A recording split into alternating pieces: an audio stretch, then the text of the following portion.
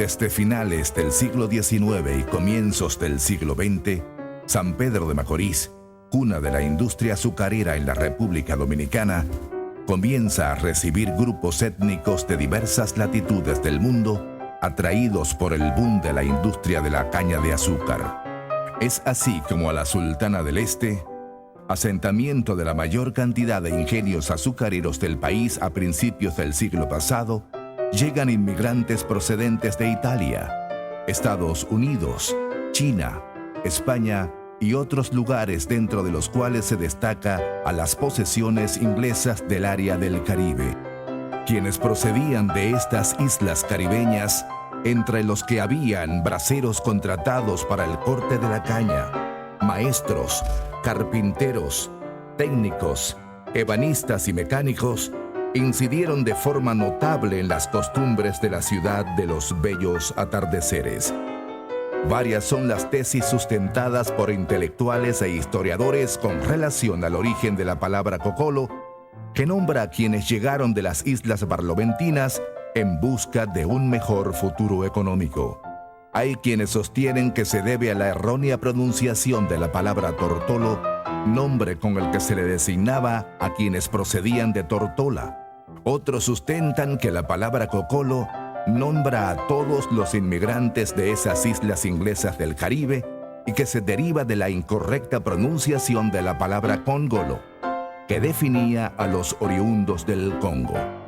Sea una, la otra o ninguna de las dos, lo cierto es que estos trabajadores incansables era gente disciplinada que se estableció en San Pedro de Macorís y desde su llegada se dejaron sentir por sus acentuadas costumbres familiares, su estricta responsabilidad en sus obligaciones, su forma de vestir y las importantes instituciones que fundaron en esta ciudad, como la Logia Independencia en 1908, las sociedades mutualistas, la Iglesia Anglicana en 1897 y la Moraviana en 1907. Ellos trajeron también en su mochila de sueños sus aficiones deportivas, artísticas y religiosas. La gastronomía cocola ha sido uno de los legados más interesantes que ha logrado mantenerse a través del tiempo como símbolo de las costumbres culinarias de San Pedro de Macorís. Los yaniqueques pueden ser fritos o asados. La preparación de la masa es muy simple. Es harina de trigo con royal. Y se mezcla desde luego la harina de trigo con el royal y se le agrega poco a poco el agua. También se le puede poner un poco de mantequilla para suavizarlo. Pero harina, royal, agua y sal, esos son los ingredientes principales. El dumpling se hierve, se salcocha el dumpling. También hay dos clases de dumpling. El dumpling que yo conocí, cocolo, se hace de dos harinas. De harina de trigo se mezcla con harina de maíz. Entonces, una taza de harina de maíz y 2 tazas de harina de trigo. Se prepara la masa de harina. Como le dije, no se le echa royal, solamente se hierve hasta que rompa a hervir. Muchas personas, recuerdo que mi esposo hacía los dumplings y lo ponía hasta que rompieran a hervir.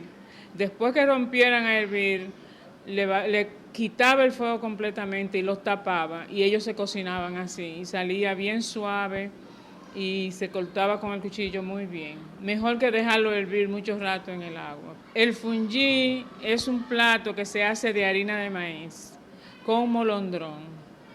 El molondrón, la forma de hacerlo, o decir, hay 2 formas de hacerlo, pero en todos los casos primero se cocina el molondrón. Se lava, se pela, se corta en rodajitas pequeñas, bien pequeñas, y se cocina. Cuando el molondrón está cocinado, entonces viene la segunda parte, que es añadirle la harina de maíz. Los que no tienen mucha experiencia cogen la harina de maíz y la mojan en agua, y después que está mojada, se la echan a esa agua hirviente donde está el molondrón, que debe ser siempre como 4 o 5 veces más agua que la harina. Entonces uno le echa esa harina remojada al agua y comienza a mover para evitar que se hagan pelotitas o grumos en el agua. La gente que tiene mucha experiencia en esa agua hirviente del molondrón, simplemente coge la harina de maíz y la va echando en una bien suavecito. Va echando poquito a poco esa harina de maíz en el agua hirviendo y dándole vuelta al mismo tiempo. Y ellos sacan una harina de maíz, un fungi bien cocido. Está también lo que le gustan el molondrón, le sacan el molondrón antes de echarle la harina de maíz y cuando está casi cocinado, porque hay que darle mucha vuelta, hay que voltear esa harina de maíz hasta que se cocine, uno lo sigue volteando. Y a alguna gente que le gusta ver el molondrón, pues lo saca y cuando está casi hecho le echa el molondrón, otros lo dejan ahí y le siguen dando y el molondrón se desbarata completamente. Donde quiera que se mencione el yaniqueque, el donplín o el fungi, se estará hablando indefectiblemente de la comunidad petromacorizana. Cada año, para Navidad, es tradición en cada hogar brindar un traguito de guavaberi, licor elaborado mezclando el arrayán con ron, frutas deshidratadas como pasas, ciruelas y otras, y especias como la canela, vainilla y jengibre. Estos barloventinos trajeron disciplina y responsabilidad junto a una música con su baile que contagió a todos, envolviéndolos en la más alegre y cadenciosa manifestación de alegría popular, el teatro danzante Guloya, un torbellino rítmico al que no te puedes rehusar bailar.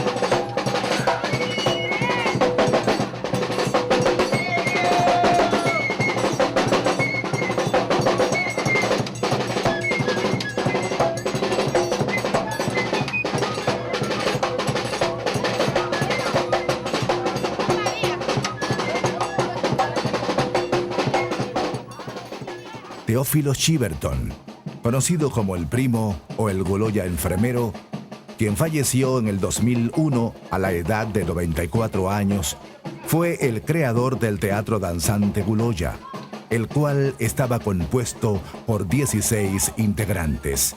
Cuando Primo iba a casa, que bailaba frente a casa y hacía la representación de sus bailes, normalmente cuando él terminaba que se iba, yo me iba con Primo. Y participaba con Primo y me iba con Linda, con Primo y con todos los muchachos. Y recorría parte de San Pedro de Macorís, como lo hacían todos los muchachos de San Pedro de Macorís. El Primo había llegado a San Pedro de Macorís en el año 1923, procedente de la isla Nevis, desde donde trajo una tradición de su lar nativo, que con ahínco desarrolló en esta ciudad que le acogió junto a los suyos. Papá me decía a mí, porque papá y primo eran uña y carne, eran íntimos amigos. Era enfermero en el hospital, papá era médico. Y le decía a primo a papá a las 11 de la noche, doctor, yo voy a Consuelo. La noche está bonita, hay una luna llena, y voy a llamar a los muchachos para ir a Consuelo a bailar. Y él arrancaba a las 11 y pico de la noche, con 30 y pico de bailarines y otro tanto de músicos, bailando de San Pedro de Macorís hasta Consuelo. Bailaban en Consuelo y regresaban bailando toda la carretera. Llegaban aquí a las 6 de la mañana. Tambor, triángulo y flauta, en combinación magistral y sumamente alegre, producen un ritmo de notable influencia africana en sonidos, bailes y vistosos colores en sus vestimentas en una dramatización que está inspirada ya sea en la Biblia o en leyendas de Inglaterra, como es el caso del famoso baile El Momis.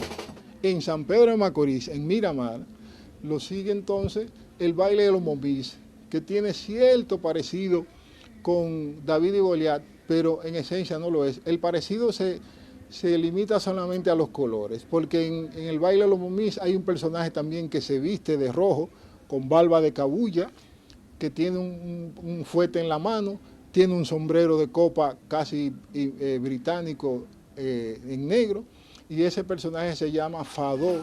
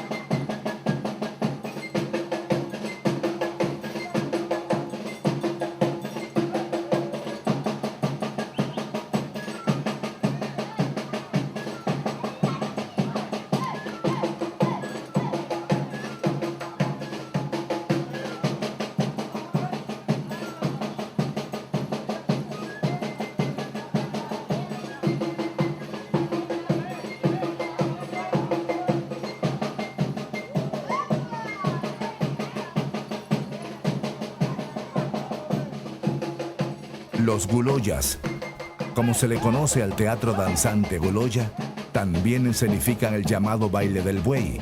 Entonces, el Ingenio Angelina, había otro grupo que se llamaba el baile del buey, que sus características eran casi en colores un poco similar al de David y Goliat, porque había un personaje vestido de rojo. Aquí en San Pedro hubieron Momis y Wild Indian. Wild Indian bailó el fenecido recientemente Donald Henderson, que todo el mundo lo confunde con Guloya. Y por una razón u otra de la naturaleza, son los únicos que quedan vivos.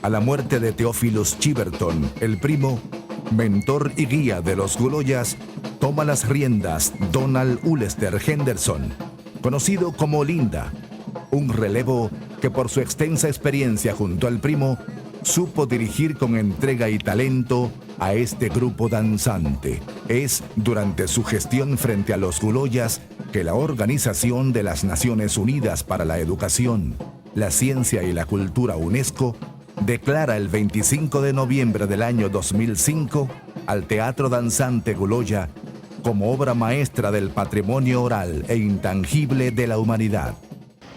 Mucho antes de que se iniciara el siglo XX, comenzó un intenso proceso migratorio hacia nuestro país. De distintos lados, cercanos de las Antillas y de las islas, llegaba gente a esta ciudad que comenzaba a despuntar como una ciudad estrella de República Dominicana en lo económico, en lo social y en lo cultural. Fueron los procedentes de las islas de habla inglesa los que se asentaron aquí, se establecieron con su fe, con sus saberes culturales, con su accionar propio, con su identidad propia. Y aquí están desde hace más de medio siglo, establecidos ya como una parte importante, relevante de la etnia dominicana, de este país, realmente de familias multicolores, como lo llamara un importante investigador norteamericano, donde ya los cocolos, los apreciados, los amados cocolos, forman parte de la de las más puras esencias de la identidad dominicana.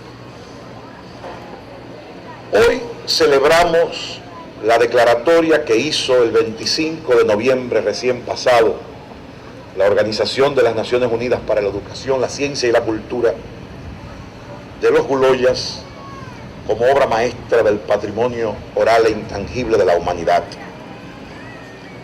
Pero yo siento que no solamente es a este teatro danzante que se honra hoy y que se honra con esta declaración tan importante que va unida a la de otras muchas etnias y a la de otras muchas instituciones de distintas partes del mundo que fueron proclamadas también ese mismo día. Yo siento que hoy honramos a toda esa gran emigración cocola que asentó sus raíces en la República Dominicana, que asentó sus raíces en esta isla y que desde San Pedro de Macorís irradió su cultura a toda la nación y ahora oficialmente a todo el mundo.